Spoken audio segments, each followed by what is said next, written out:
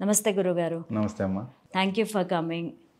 గురుగారు, ఇప్పుడు ఏపీ పరంగా చూసుకుంటే వైఎస్ జగన్మోహన్ రెడ్డి గారి జాతకం ఏ విధంగా ఉంది, ఇప్పుడు ఏ విధంగా ఉంది, అండ్ ఫ్యూచర్లో ఏ విధంగా ఉండబోతోంది?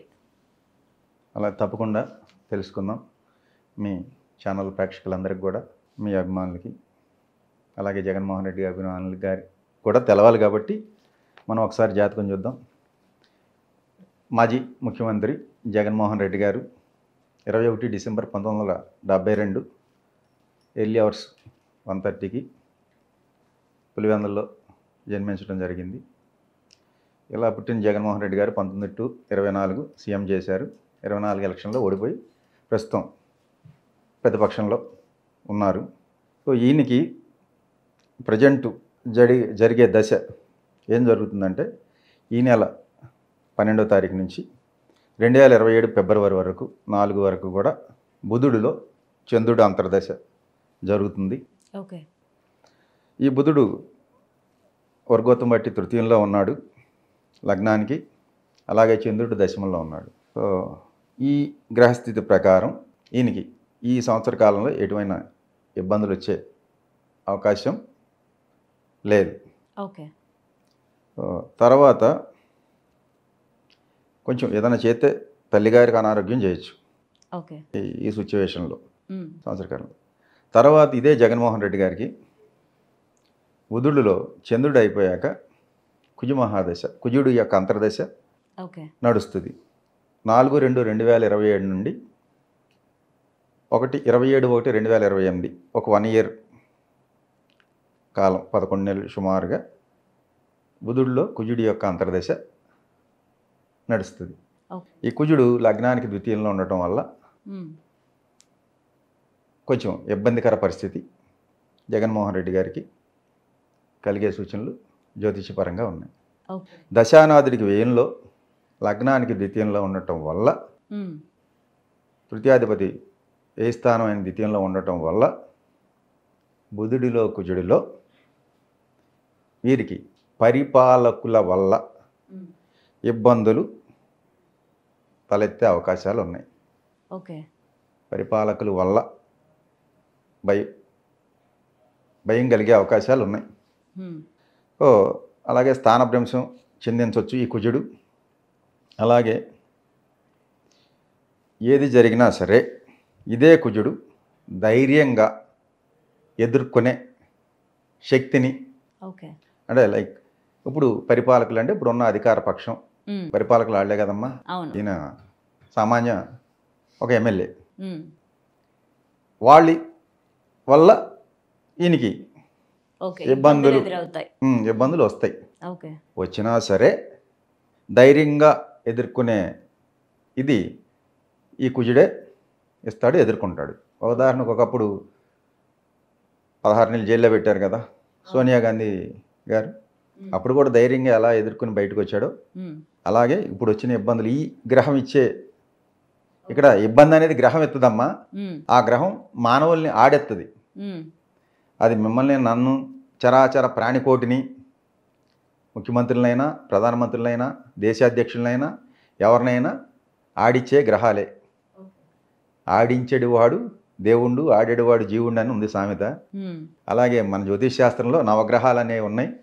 అవి ప్లానెట్స్ తిరుగుతున్నప్పుడు వాటి పొజిషన్స్ని బట్టి దశ, అంతర్దశ, విదశ, సూక్ష్మదశ, ప్రాణదశ అనే 5 దశలు ఉంటాయి. ఓకే. సో మహాదశ వచ్చేటప్పటికి 16 సంవత్సరాలు ఉంటుంది. గురు మహాదశ, బుధ మహాదశ 18 సంవత్సరాలు ఉంటుంది. ఇలా జరిగే దశల్లో మళ్ళీ వేరే గ్రహం అంతర్దశ, దాంట్లోనే సూక్ష్మదశ, ప్రాణదశ అని 5 రోజులు, నెల రోజులు, అంతర్దశ వచ్చేటప్పటికి 1 ఇయర్, 11 నెలలు జరుగుతా ఉండే సిచ్యువేషన్లో ఈ పీరియడ్ ఆఫ్ టైంలో పరిపాలకులు అంటే అపోజిషన్ పార్టీ వల్ల ఇబ్బందులు, సూచనలు ప్రస్ఫుటంగా ఆ టైంలో కనపడుతున్నాయి. చాలా స్ట్రాంగ్ గా ఎదుర్కొంటున్నారు ప్రతిదీ కూడా. 16 నెలలు జైల్లో ఉన్నప్పుడు ఎంత స్ట్రాంగ్గా ఎదుర్కొని బయటకు వచ్చారో అలాగే ఈ సమస్యను కూడా అదే గ్రహం ధైర్యంగా ఎదుర్కోవడానికి శక్తి ఇస్తుంది వచ్చిన. సో ఇక దీనికి ఈయన చేసుకోవాల్సిన రెమెడీ ఏంటంటే, మన జ్యోతిష్ శాస్త్రం ప్రకారం, అంటే హిందూ పురాణ హిందూ ధర్మ గ్రంథాలు, హిందూ జ్యోతిష్ శాస్త్రం, హిందూ సాంప్రదాయం ప్రకారం ఉమ్, శివ సహస్రనామ పారాయణం చేయించుకుని, అలాగే మృత్యుంజయ జపం చేయించుకుని, ఒక వృషభ దానం, ఓకే. ఒక వృషభాన్ని దానం ఇస్తే మంచిదని మన జ్యోతిష పరిజ్ఞానం ద్వారా తెలియజేయడం జరుగుతుంది. ఓకే. చేయించుకుంటారా లేదా అనేది ఆయన చేతుల్లో ఉంది. ఉమ్, భగవద్గీతలో కృష్ణుడు చెప్పాడు, యుద్ధానికి వెళ్ళేటప్పుడు, భారత సంగ్రామం జరిగేటప్పుడు ఉమ్, అర్జునుడు గాంధీవం ఇల్లు పడేసి మేనమామలు, బంధువులు వీళ్ళందరినీ నేను చంపలేనని పారిపోతుంటాడమ్మ మహాభారతం. ఉమ్, ఉమ్, అప్పుడు తీసుకొచ్చి అర్జునుడికి చంపేది ఎవరు, చచ్చేది ఎవరు చూడు అని చెప్పి చూపిస్తాడమ్మ. ఓకే. చూపించినప్పుడు ఏముంది, కేవలం అర్జునుడు నామమాత్రంగా బాణాలు ఎత్తున్నాడు తప్ప ఉమ్, ఇక్కడ మొత్తం నడిపించేది కృష్ణుడు కనపడద్ది, అవును. చంపేదంతా ఆయనే. ఉమ్, ఇది చూపించి విశ్వరూప సందర్శనం చూపించి జ్ఞానం ప్రసాదించి, కేవలం నువ్వు నిమిత్త మాత్రుడివి, ఒక ఇన్స్ట్రుమెంట్వి, ఉమ్, నువ్వు నేను ఆడిచ్చే ఆటలో ఒక పావువి అన్నీ చెప్పేసి, చెప్పిందంతా చెప్పి యుద్ధం చేస్తావా చేయవా నేను చెప్పా, మిగతాది నీ చేతిలో ఉంది ఉమ్, అని చెప్పేశాడమ్మ. ఓకే. డెసిషన్ నీదే, నేను చెప్పానంతే, నిర్ణయం నీకే వదిలేస్తున్నా అన్నాడు. అంటే కర్మ నువ్వే చేయాలన్నాడండి. అప్పుడు అర్జునుడు ఏం డెసిషన్ తీసుకుంటే యుద్ధం చేయాలని డెసిషన్ తీసుకుని చేశాడు. సో ఇక్కడ కూడా గత ఎలక్షన్లో జగన్మోహన్ రెడ్డి గారు ఓడిపోవటానికి కారణం ఏంటంటే, భగవంతుడైన కృష్ణ పరమాత్మ యుద్ధం ఎలా చేయాలో చెప్పాడు. ఏం చెప్పాడు, అక్కడ ద్రోణాచార్యుడు ఉంటే యుద్ధంలో గెలవడం కష్టమని ధర్మరాజు దగ్గరికి వెళ్ళి, బావా అశ్వత్థామ అతహ కుంజరహ అనమ అన్నాడు. అదేంటి నేను అబద్ధం ఆడను అన్నాడు. నీకు ఉందా, అశ్వత్థామని ఏనుగు చచ్చిపోయింది, అశ్వత్థామ అనేది చనిపోయింది, కుంజరహ అని సైలెంట్గాను. అప్పుడు ఈ అశ్వత్థామ అతహ అనేది పెద్దగా వినపడినప్పుడు అస్త్ర సన్యాసం చేస్తాడు ద్రోణాచార్యుడు. అప్పుడు నేను కొట్టిస్తాను, అక్కడ వికెట్ పడద్ది, అబద్ధం ఆడు. అబద్ధం ఆడనంటే కాదు, ఇది యుద్ధ రాజనీతి, ఆడాలి అని ఆడిచ్చి ద్రోణాచార్యుడు అస్త్ర సన్యాసం చేస్తే కొడుకు చనిపోయాడని అప్పుడు అర్జునుడు కొడితే గురువుగారిని యుద్ధంలో గెలిచారమ్మ. సో ఇదే జగన్మోహన్ రెడ్డి గారు ప్రజలు పథకాలు ఇచ్చారు కదమ్మ, నవరత్నాలని. ఎవరూ సంతృప్తి లేరు. మీకు వచ్చింది, నాకు రాలేదు. ఏదో ఇది ఇచ్చారు కదా అమ్మఒడి అని, ఒక్కరికే ఇచ్చారు, నాకు నలుగురు ఉన్నారు, నాకు రాలేదు. నలుగురికి వస్తే ఇంకా ఆశ ఉంది కదా. మానవులంతా కూడా ఆశ, స్వార్థ నిలువెల్లా నిండిపోయి జీవిస్తున్నారమ్మా. అత్యాశ, దురాశ అన్నీ కలిగి ఉన్నారు మానవులు.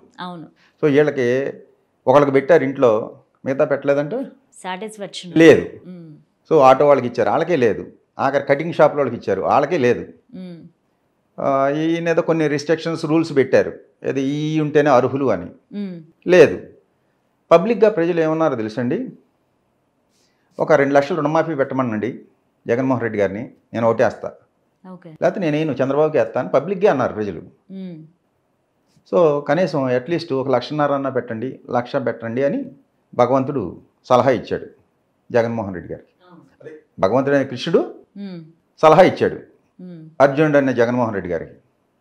ఓకే బావా నేను మాట అంటే మాటే, నేను మాట ఇచ్చానంటే చెయ్యాలి, అలాంటి అబద్ధాల హామీలు నేను ఇవ్వను, నేను అందరికీ న్యాయం చేశాను, నేను ఇలాగే ఉంటాను అన్నాడు. అప్పుడు కృష్ణుడు, బావా యుద్ధంలో గెలవాలంటే రాజనీతి ఉపయోగించాలి, ఇలా ఉంటే కుదరదు, ఆ ధర్మం వేరు, రాజధర్మం వేరు, రాజ్యాధికారం కావాలంటే నేను చెప్పినట్టు నడువు అంటే నేను నడవను, నేను ఇలాగే ఉంటాను, నేను అసత్యం పలకను. కృష్ణుడు చెప్పాడు, నువ్వు 100 చెప్తే 99 అబద్ధాలు చెప్పు పబ్లిక్ మీటింగ్స్లో అని. నేను అబద్ధం ఆడను, నేను నిజమే చెప్తాను అన్నాడు. సో నేను చెప్పాల్సింది చెప్పాను, వినటం వినకపోవడం నీ చేతుల్లో ఉంది. నీ ఇష్టం అన్న వదిలేశాడు. ఉమ్. ఏమైంది? నేను అబద్ధం ఆడిన అన్నాడు కదా, అందుకే ఓడిపోయాడు. ఓకే. ఇదే 1,50,000 2 లక్షల రుణమాఫీ, డ్వాక్రా మాఫీ, ఇంకా ఇత్యాదిగా అన్ని మాఫీలు పెడితే ఆశాజీవులైన ప్రజలు ఇంకా మాకు బాగా డబ్బులు వస్తాయని జనాలు వేసేవారు. ఉమ్. సో మన వేయపడ కారణం ఏంటంటే ఎవరికి తృప్తి లేదు. బటన్ నొక్కుతున్నాను 2,70,000 కోట్లు నేరుగా అకౌంట్లోకి వెళ్ళినాయి అని ఈయన అనుకున్నాడు తప్ప ఉమ్. అసలు వీడు సంతృప్తిగా ఉన్నారా లేదా అనేది విచారణ చేయలే. సో ఆయనకి చెప్పేవాళ్ళు కూడా చెప్పలేదు. ఓకే. దానివల్ల ఆయన ఓడిపోవడం జరిగింది. ఇది ఇక్కడ ధర్మ సూక్ష్మం. రాజధర్మం వేరు, గృహస్థ ధర్మం వేరు, వానప్రస్థ ధర్మం వేరు, భార్య ధర్మం వేరు, భర్త ధర్మం వేరు. ధర్మాలు సందర్భాన్ని బట్టి సమయాన్ని బట్టి మారుతుంటాయమ్మా. ఉమ్. అంతేగాని ఒకే ధర్మాన్ని టోటల్గా మొత్తం అన్నిటికీ అప్లై చేస్తానంటే కుదరదు. ఓకే. సో ఇక్కడ ఉద్యోగ ధర్మం వేరు, వీళ్ళ ధర్మాలు బిజినెస్ ధర్మం వేరు. ఉమ్. ఇప్పుడు ఒక వస్తువు ఉంది 10 రూపాయలకి తయారైంది, దాని ట్యాక్సులు జిఎస్టీలు అవి అని వేసుకుని రేట్ ఫిక్స్ చేసి అమ్ముకుంటున్నారు కదా. అవును. అలా అయితేనే లాభం అవుతుంది. 10 రూపాయలు తయారైంది అన్నీ కట్టి ట్యాక్సులు కూడా ప్రొటెక్షన్ చేసిన ఆయన కట్టుకుని 8 రూపాయలు అమ్ముకుంటే ఏం మిగులుద్దమ్మా? మిగలదు కదా. అవును. లాస్ అయ్యి ఎవరైనా వ్యాపారం చేస్తారా? నో. చేయరు. లాస్ అయ్యి బతుకుతుంది ఎవరో తెలుసండి? కేవలం రైతులే. ఓకే. అవును. కేవలం రైతులే పండించిన దాన్ని నిర్ణయించుకునే హక్కు వాళ్ళకి లేదు. ఉమ్. దాన్ని ప్రభుత్వాలు నిర్ణయిస్తున్నాయి. ఎంతోమంది రైతులు ఆత్మహత్యలు చేసుకుంటున్నారంటే పండించింది గిట్టుబాటు లేక. ఉమ్. సో దానివల్ల ఇప్పుడు ఇక్కడ జగన్మోహన్ రెడ్డి గారు తెలుసుకోవాల్సింది ఏంటంటే సమయ సందర్భాలను బట్టి ఎలాగ ప్రవర్తించాలి అనేది కొంచెం తెలుసుకుని ఆయన చేస్తారని మన దీని ద్వారా తెలియజేస్తున్నాం. ఓకే. రెండోది, ఇది అయిపోయాక బుధుడిలో రాహు వస్తాడమ్మ. కుజుడు అయిపోయాక ఈ 1 ఇయర్ ప్రాబ్లమ్స్ ఉన్నాయని చెప్పే కదా. అవును. ఆ తర్వాత కుజుడిలో రాహు వస్తాడు. ఈ రాహు చతుర్థంలో ఉన్నాడు. చతుర్థంలో నుంచి దశమ దృష్టి ఉంది, ఉమ్. గురుడితో కలిసి ఉన్నాడు. సో అప్పుడు ఈయనకి 2030 ఆగస్టు వరకు కూడా ఇదే అంతర్దశ నడుస్తుంది. 2027 1 నుండి 28 జనవరి నుండి. ఉమ్. అప్పుడు ఈయన పరిపాలనా శ్రేష్ఠుడు అవుతాడు. ఓకే. అవకాశాలు ఉన్నాయి. సో గురువులు సీఎం అయ్యే అదే ఛాన్సెస్. అదే పరిపాలనా శ్రేష్ఠుడు అంటే సీఎం అయ్యే అవకాశాలు అప్పుడు ఈ రాహుగ్రహం ఓకే. ఇచ్చే అవకాశాలు ఉన్నాయి. అంటే ఈ ఉన్న ప్లానెట్ పొజిషన్ బట్టి. ఉమ్. తర్వాత గురువుల్ని దేవాలయాలు దర్శనం చేస్తాడు. తర్వాత దూర ప్రయాణాలు అంటే దూర ప్రయాణాలు అంటే అదే ఈ పని మీద విదేశాలు కానీ ఏదైనా తిరిగే అవకాశాలు ఉన్నాయి. సో వృత్తి అందు సాటిస్ఫాక్షన్ ఉంటుంది. ఉమ్. సో బంధుమిత్రులు అందరూ కూడా ఈయన దగ్గరికి ఓకే. వస్తుంటారు ఎక్కువ రోజు. అంటే అధికారం వస్తే వస్తారు కదమ్మా. అవును. ఆ అవకాశాలు ఈ బుధుడిలో రాహులో ఇచ్చే అవకాశాలు అయితే ఉన్నాయని మనం చెప్పొచ్చు. ఓకే. రెండోది, ఆయనకి బుధుడిలో చంద్రుడు అంటే ఈ 12వ తారీఖు నుంచి ఈ నెల ఉమ్. వచ్చే సంవత్సరం ఫిబ్రవరి, అదే 2027 ఫిబ్రవరి వరకు నడిసే బుధుడిలో చంద్రుడి యొక్క అంతర్దశలో వీరి కుమార్తె వివాహం అయ్యే అవకాశాలు ఉన్నాయి. ఓకే. శుభకార్యం జరిగే అవకాశాలు ఈ ప్లానెట్ ఇచ్చే అవకాశాలు ఉన్నాయి. బుధుడిలో చంద్రుడిలో 1.5 ఇయర్ కాలంలో ఇప్పటి నుంచి 27 ఫిబ్రవరి లోపల కుటుంబంలో వివాహం జరిగే అవకాశాలు ఉన్నాయి. ఓకే. ఆ తదనంతరమే 1 ఇయర్ ఈయన కొంచెం ఇబ్బందులు ఉండే అవకాశాలు ఉన్నాయి. ఆ తర్వాత మళ్ళీ రాహు యోగంతో పరిపాలనా శ్రేష్టత్వం వచ్చే అవకాశాలు మాత్రం గ్రహస్థితి ప్రకారం కనపడుతున్నాయి. ఓకే. ఈయన జాతకం ఉమ్. ఈ 2030 వరకు ఓకే. రాహులో జరిగే బుధుడిలో రాహు వరకు. అయితే ప్రస్తుత సీఎం అయినటువంటి చంద్రబాబు గారి జాతకం ఏ విధంగా ఉంది? ఆరోగ్య సమస్యలు ఏమన్నా ఎదుర్కొంటారా? కేసులు అలాంటివి ఏమన్నా ఎదుర్కోవాల్సి వస్తుందా? ఫ్యూచర్లో ఎలా ఉండబోతోంది? ప్రస్తుతం గౌరవ ముఖ్యమంత్రి గారు నారా చంద్రబాబు నాయుడు గారు ఈయన 14 సంవత్సరాలు ఇది ఒక రికార్డేనమ్మా. 14 సంవత్సరాలు దాటి 15 పూర్తయి దాటుతుంది. ఈయన జీవితంలో అంటే ఆంధ్రప్రదేశ్ పరిపాలించిన ముఖ్యమంత్రుల్లో ఒక గొప్ప ముఖ్యమంత్రి, తెలివైన ముఖ్యమంత్రి అనుకోవచ్చు మనం. ఈయన 28 ఫిబ్రవరి 1952 ఉదయం 11 గంటలకి నారావారిపల్లె మనకు తెలిసిన ప్రకారం పుట్టింది. ఈ నక్షత్రం రేవతి. ఉమ్. సో ఈయనకి ప్రస్తుతం అయితే దశ ప్రస్తుతం అయితే ఈయనకి బాగానే ఉందమ్మా, ఇబ్బంది ఏం లేదు. తర్వాత 2026 నవంబర్ నుంచి ప్రస్తుతంలో రాహులో చంద్రుడు నడుస్తున్నాడు. రాహు బాగానే ఉన్నాడు, చంద్రుడు బాగున్నాడు, ఇబ్బంది ఏం లేదు ఈ 2026 నవంబర్ వరకు. 2026 నవంబర్ నుంచి 2027 నవంబర్ అంటే ఒక సంవత్సర కాలం రాహులో కుజుడు నడుస్తాడమ్మా ఈయనకి కూడా. రేపు 26 నవంబర్ నుంచి వన్ ఇయర్ తర్వాత ఒక 1 ఇయర్ పాటు రాహులో కుజుడు నడుస్తాడు. ఈ కుజుడు లగ్నానికి షష్టమంలో ఉన్నాడు. సప్తమాధిపతి వ్యయ స్థానమైన షష్టమ క్షేత్రంలో ఉండటం వల్ల ఈయనకి కొంచెం గృహ సంబంధమైన వైరాలు వచ్చే అవకాశాలు ఉంటాయి. అంటే గృహం అంటే ఇంట్లో కళత్ర పుత్ర అంటే శాస్త్రంలో అలాగా ఉంది, సంబంధించిన వైరాలు వచ్చే అవకాశాలు ఉండొచ్చు. సో ఈయన ప్రయాణం చేసేటప్పుడు జాగ్రత్తగా ఉండాలి. ఆఖరికి ఇంట్లో నడిచేటప్పుడు కూడా ఇంట్లో అయినా బాత్రూంలో అయినా చాలా జాగ్రత్తగా కేర్ తీసుకోవాలి ఈయన. ఈ కాలంలో 1 సంవత్సరం వరకు ఏం ఇబ్బందులు లేవు ఈయనకి. ఈ కాలంలో మాత్రం జాగ్రత్తగా చూసుకోవాలి నడిచేటప్పుడైనా ప్రయాణాలప్పుడైనా. తర్వాత శరీర అనారోగ్య సూచనలు కనపడుతున్నాయి. తర్వాత ఈ కుజుడు ఇచ్చే అనారోగ్యాలు ఏంటంటే బాగోలేదు కాబట్టి ప్లానెట్ ప్లేసు ఈయన సప్తమ వ్యయాధిపతి అయ్యాడు. ఒకటి సప్తమ వ్యయాధిపతి కుజుడు అయ్యాడు కాబట్టి షష్టమంలో ఉండబట్టి కొంచెం స్కిన్ డిసీజెస్ చర్మ సంబంధమైన వ్యాధులు ఇబ్బంది పెడతాయి. లైక్ ఎలర్జీస్ కానీ కొంచెం ఈయనకి ఇబ్బంది పెట్టే అవకాశాలు ఉన్నాయి. కొంచెం బంధుగణం వల్ల కూడా ఇబ్బందులు ఉంటాయి, బంధువుల వల్ల కూడా. సో 1 ఇయర్ మాత్రం ఈయన కొంచెం ఆరోగ్యపరంగా కానీ కొన్ని రకాలుగా జాగ్రత్తలు తీసుకోవాలి. సో ఈ కాలంలో అంటే రాజ్యకాంక్ష అనేది ఉంటుంది. ఇది ఆయన తీసుకున్నా తీసుకోకపోయినా సరే, మనం చెప్పే సలహా ఏంటంటే అది ఎనొచ్చనపోవచ్చు. సో ఆ సీఎం పీఠం కొన్న అది ఈ టైంలో ఈయన బ్యాక్గ్రౌండ్ నుండి లోకేష్ గారిని సీఎం చేస్తే మంచిదనేది ఒక నా సలహా. అంటే గ్రహస్థితి బాగోలేదు కాబట్టి కొడుకుని సీఎం చేసుకుంటే మంచిదనేది నేను ఇచ్చే ప్రెడిక్షన్. ఇది ఎంటారా ఏంటో అనేది ఆయన చేతుల్లో ఉంటుంది. అయితే మీరు చెప్పిన విధంగా చూసుకుంటే లోకేష్ గారి జాతకం సీనియర్ లీడర్స్ని డామినేట్ చేసే విధంగా ఏమన్నా ఉందా? అంటే ఆయన సీఎం అయ్యేలాగా జాతకంలో అంటే నాకు ఆయన జాతకం నా దగ్గర లేదమ్మా. ఈయనదైతే నాకు తెలుసు కాబట్టి చెప్తున్నాను. ఈయన జాతకం ప్రకారం ఫుల్ లీడింగ్ ఉంది కాబట్టి ఆయన చేసుకోవటం మంచిదని సలహా. కుమారుణ్ణి ఇప్పుడు చరిత్ర ఉందండి. గోల్కొండ ఎవరు కట్టారంటే పలానా ఆయన కట్టారంటారు కదా. హైటెక్ సిటీ ఎవరు కట్టారంటే చంద్రబాబు గారే కదా. అంతేనే కదమ్మా, చరిత్ర చెప్పుకుంటుంది కదా, పోదు కదా. అలాగే ఇన్నేళ్ళు ముఖ్యమంత్రి చేశారంటే చంద్రబాబు గారు అనే చరిత్రలో ఉండిపోద్ది కదా. అలాగే ఆంధ్రాలో ఆయన ఉండగా కళ్ళ ముందు ఇప్పుడు రాజశేఖర రెడ్డి గారు లేరు, కొడుకు అయ్యాడు, పోరాటాలు యుద్ధాలు చేసి అయ్యాడు. ఇప్పుడు యుద్ధాలు చేయాల్సిన అవసరం లేదు కదా. ఆయన ఉండగా ఆయన కళ్ళ ముందు కుమారుడిని ఏ తండ్రికైనా ఉంటుంది కుమారుడు సీఎం అవ్వాలని. సరే వాళ్ళ అభిమానులు కూడా ఉంది, ఏది టీడీపీ అభిమానులు కూడా లోకేష్ గారు సీఎం అవ్వాలని ఉంది.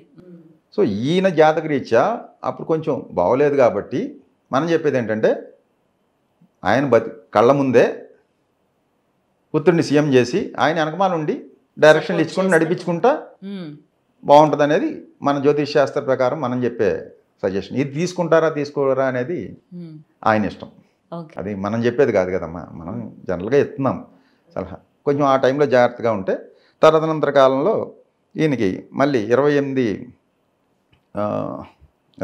రాహులో గురుడు వస్తాడమ్మా. అప్పుడు ఆ టైంలో మళ్ళీ కొంచెం అనుకూలమైన ఈయనకి మళ్ళీ ఈయనకి కూడా అవకాశాలు ఉన్నాయి. 28 ఏప్రిల్ నుండి 30 మధ్యలో రాహులో గురుడు అంతర్దశలో గురుడు బాగున్నాడు. ఈయనకి మళ్ళీ అధికార యోగం కనపడుతుంది, ప్రజా అధికార యోగం. అంటే ఎమ్మెల్యే గెలిచినా అధికారం వచ్చినట్టే, ముఖ్యమంత్రి అయినా అధికారం వచ్చినట్టే కదమ్మా. ఓటేస్తే ఈయనకి మళ్ళీ యోగం ఉంది, బలంగానే ఈయనకి కనపడుతుంది. ఈయనకు కూడా జీవితంలో ఉన్న మనోవాంఛ తీరద్ది, ఈయన జీవితంలో కోరిక ఉంటుంది, ఆయనకున్న కోరికలు తీరుతాయి ఆ టైంలో. తర్వాత భూలాభం ధనలాభాలు ఇచ్చే అవకాశాలు ఆ గురుడు, అంటే భూములు, ధనలాభాలు ఈయనకు కూడా వచ్చే సూచనలు గట్టిగా ఉన్నాయమ్మా. ఓకే. కాకపోతే మధ్యలో పుత్రుడిని చేసుకుంటే సీఎం మంచిది చేస్తే బాగుంటుంది అనేది అంటారు. నా సలహా. ఓకే. అంటే మీ నా prediction సలహా కాదు, ప్రకారం నా చెప్పండి. ప్రొడక్షన్ కాదు, ఇది భగవంతుడి ఇచ్చే ఆ కృష్ణ పరమాత్మ ఇచ్చే ప్రొడక్షన్. ఓకే. ఇది నేను చెప్పేది ఇక్కడ నేను కాదనుకోండి కాసేపు, అది ఆ భగవంతుడైన కృష్ణుడు ఇచ్చే ప్రొడక్షన్ ఇది. వింటారైనప్పడం ఆయన చేతిలో ఉంది. ఓకే. కృష్ణుడు చెప్తున్నాడు, బాబుగారు మీ అబ్బాయిని సీఎం చేయండి 2027 జనవరికి అని. అర్థమైందమ్మా? అర్థమైంది. వింటారైనప్పడం అనేది వాళ్ళ ఇష్టం. ఆయన చేతిలోనే ఉంది. ఇది చంద్రబాబు గారి జాతకం.